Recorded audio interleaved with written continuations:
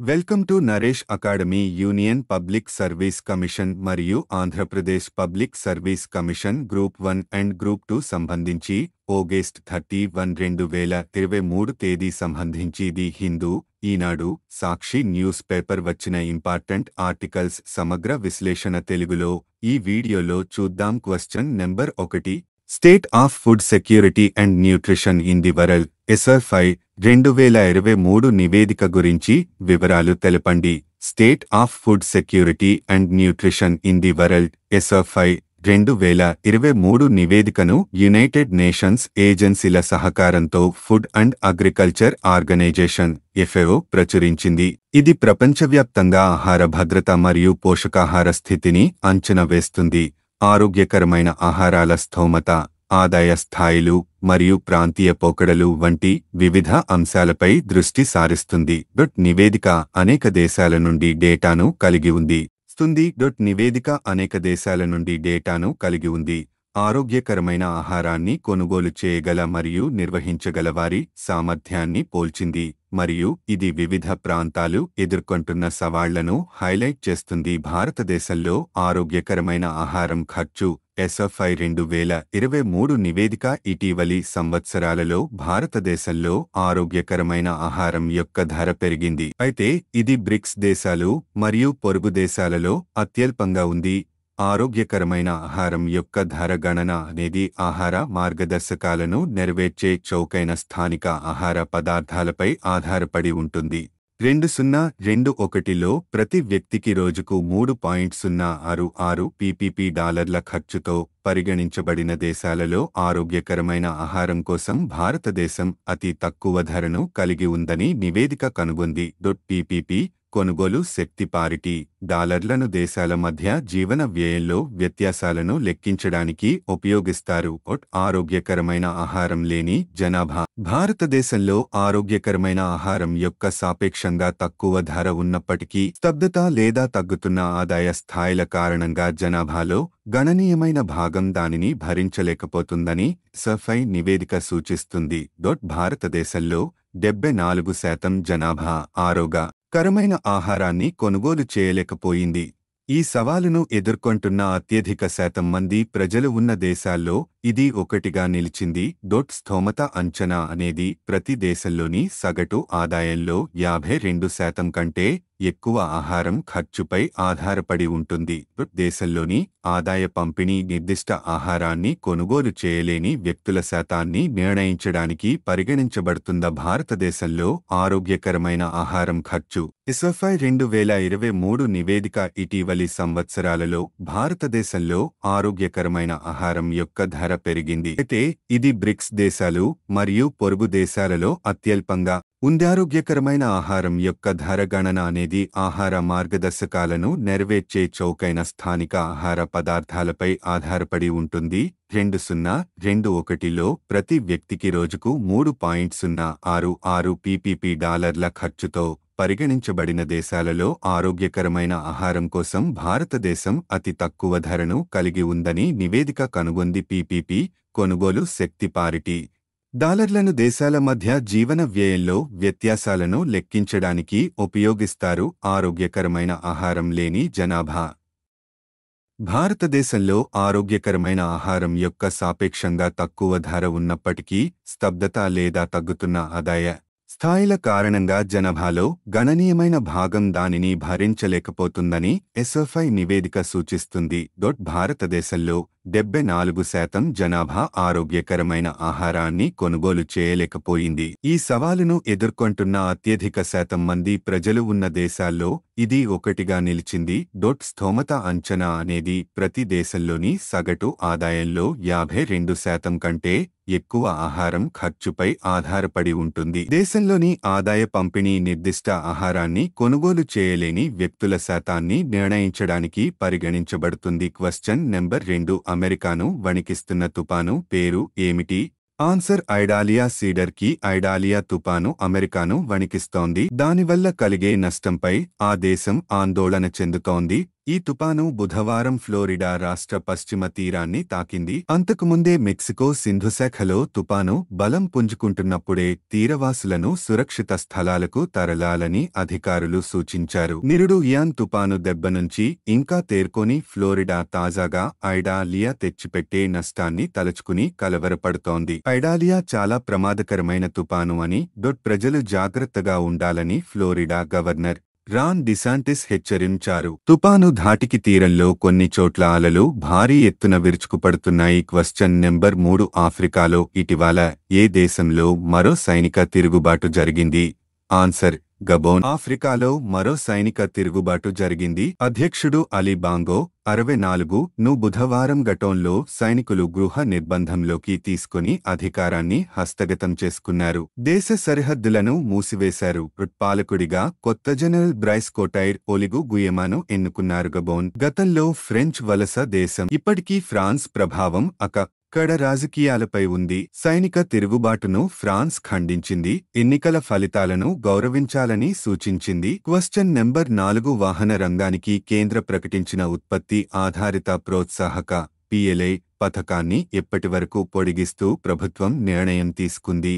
Answer 2027-28 వరకు వాహన రంగానికి కేంద్ర ప్రకటించిన ₹25,938 కోట్ల ఉత్పత్తి ఆధారిత ప్రోత్సాహక PLI పథకాన్ని మరో ఏడాది పొడిగిస్తూ ప్రభుత్వం నిర్ణయం తీసుకుందని కేంద్ర భారీ పరిశ్రమల శాఖ మంత్రి మహేంద్రనాథ్ పాండే మంగళవారం వెల్లడించారు. పొడిగింపు తర్వాత 2022 నుంచి 23 వరకు నుంచి 2026 నుంచి 27 వరకు ఉన్న 5 ఏళ్ల PLI పథకం 2027 నుంచి 28 వరకు అమల్లో ఉండనుంది. ప్రస్తుతం ఈ పథకం 2022 ఏప్రిల్ 1 నుంచి భారత్లో తయారైన అడ్వాన్స్డ్ ఆటోమోటివ్ టెక్నాలజీ AT ఉత్పత్తుల వాహనాలు విడిభాగాలు కు 5 ఏళ్ల కాలానికి అమల్లో ఉంది. ఈ పథకంపై సమీక్ష నిర్వహించిన తర్వాత దీన్ని మరో ఏడాది పొడిగించినట్లు మంత్రి వెల్లడించారు. ఇప్పటివరకు ఈ పథకం కింద దరఖాస్తు చేసుకున్న 2023 జూన్ 30 వరకు 35 సంస్థలు 10,755 కోట్ల రూపాయలు పెట్టుబడులు పెట్టాయి. Question number 5 Kolkata metro railway గురించి తెలపండి. సందర్భం Kolkata metro railway elite club of London, Moscow, Berlin, Munich మరియు ఇస్తాంబుల్ మెట్రోలో సభ్యుడిగా మారనుంది. వివరాలు కోల్కతా మెట్రో రైల్వే 24 అక్టోబరు 1984న భారతీయ రైల్వేలు నిర్మించిన భారతదేశపు మొట్టమొదటి మెట్రో.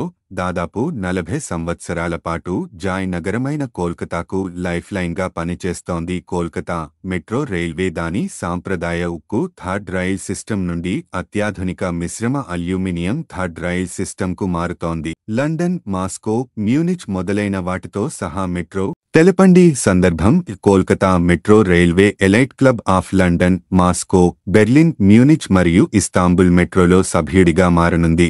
రైల్వేల యొక్క ఉన్నత సమూహంలో చేరింది. మెట్రో రైల్వే దాదాపు 40 సంవత్సరాలుగా 750 VDC వద్ద తన రోలింగ్ స్టాక్కు విద్యుత్ సరఫరా చేయడానికి స్టీల్ థర్డ్ రైల్పై ఆధారపడుతోంది. Third rail current collector TRCC ప్రధానంగా ఉక్కుతో నిర్మించబడింది. ఈ లైఫ్లైన్ సేవకు వెన్నెముకగా ఉంది. కోల్కతా మెట్రో రైల్వే ఇప్పుడు అధునాతన అల్యూమినియం థర్డ్ రైల్ సిస్టమ్ను ఎంచుకుంది. పరివర్తన ప్రణాళిక 3 దశల్లో అమలు చేయబడుతుంది. సమగ్ర ప్రాజెక్ట్ మొత్తం 35 కిలోమీటర్ రూట్ కిమీ మెయిన్ లైన్ స్టీల్ థర్డ్ రైల్స్ను భర్తీ చేస్తుంది. ఇది అధునాతన అల్యూమినియం థర్డ్ రైల్ సిస్టమ్కు అతుకులు లేని పరివర్తనను సులభతరం చేస్తుంది. అల్యూమినియం కాంపోజిట్ థర్డ్ రైల్ దాని స్టీల్ కౌంటర్పార్ట్పై ప్రయోజనాలు. ఇది తక్కువ నిరోధకత కారణంగా రెసిస్టివ్ కరెంట్ నష్టాన్ని తగ్గిస్తుంది. ఫలితంగా ట్రాక్షన్ వోల్టేజ్ స్థాయిలు మెరుగుపడతాయి. 10 కిమీ కారిడార్కు ఒక తక్కువ ట్రాక్షన్ సబ్స్టేషన్తో క్యాపిటల్ ఇన్వెస్ట్మెంట్ పొదుపు ఫలితాలు. 35 కిమీ మెట్రో కారిడార్కు సుమారుగా 210 కోట్ల రూపాయలు పొదుపుగా అంచనా వేయబడింది.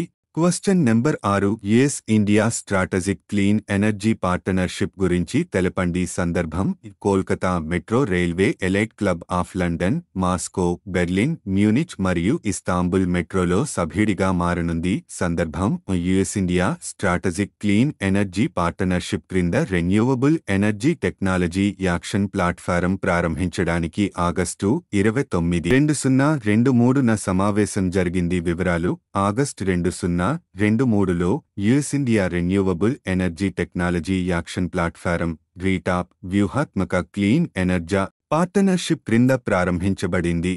రిజల్ట్ ఓరియంటెడ్ టైమ్బౌండ్ టెక్నాలజీ ఫోకస్తో ద్వైపాక్షిక సహకారాన్ని మరింత ముందుకు తీసుకెళ్లడానికి రీటాప్ స్థాపించబడింది.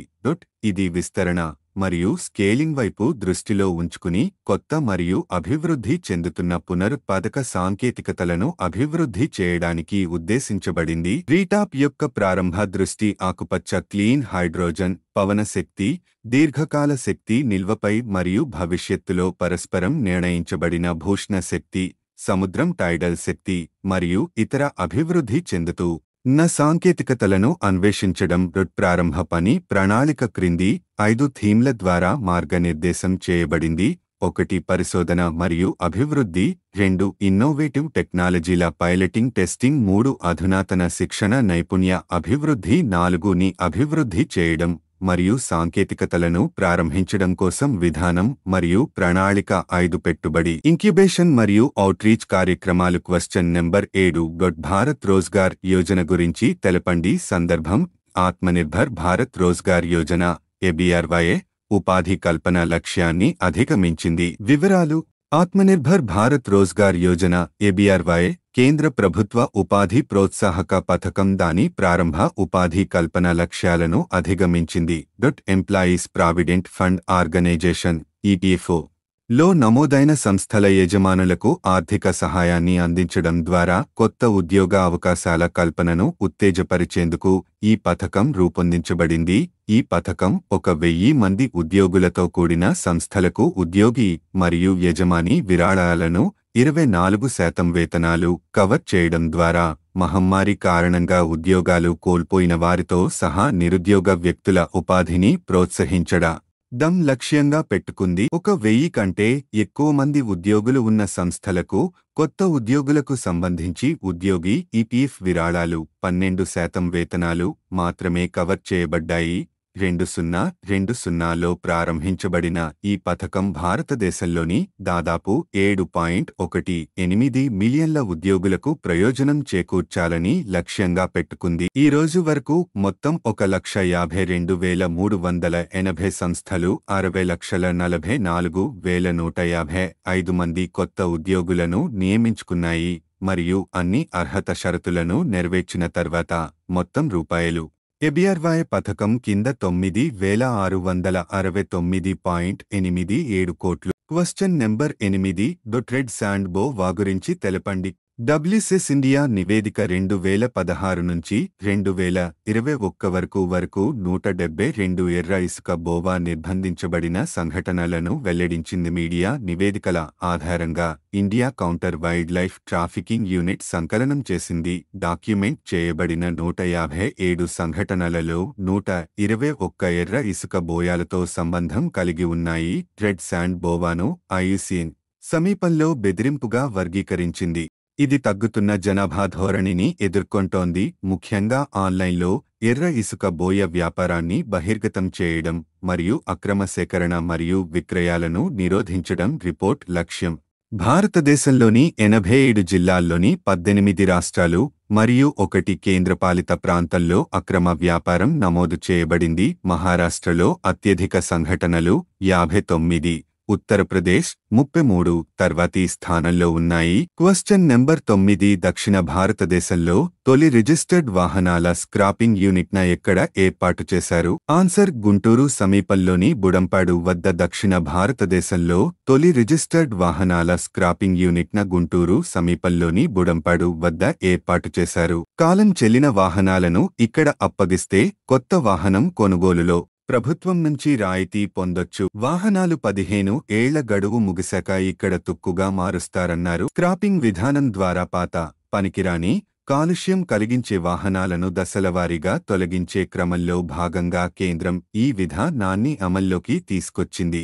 వాహనదారులు 15 ఏళ్ల గడువు ముగిసిన వాహనాలను గుడంపాడులోని స్క్రాపింగ్ యూనిట్లో విక్రయించి వారి వద్ద సర్టిఫికెట్ పొందాలి. కొత్త వాహనం కొనేటప్పుడు ఆ సర్టిఫికెట్ అన్ను డీలర్కు చూపితే ప్రభుత్వం ఇచ్చే రాయితీలకు అర్హులవుతారు. మీకు ఈ వీడియో నచ్చితే ప్లీజ్ లైక్, షేర్, కామెంట్ చేయండి. అలాగే @Naresh academy 5509 YouTube channel subscribe చేసుకోండి. Thank you one and all.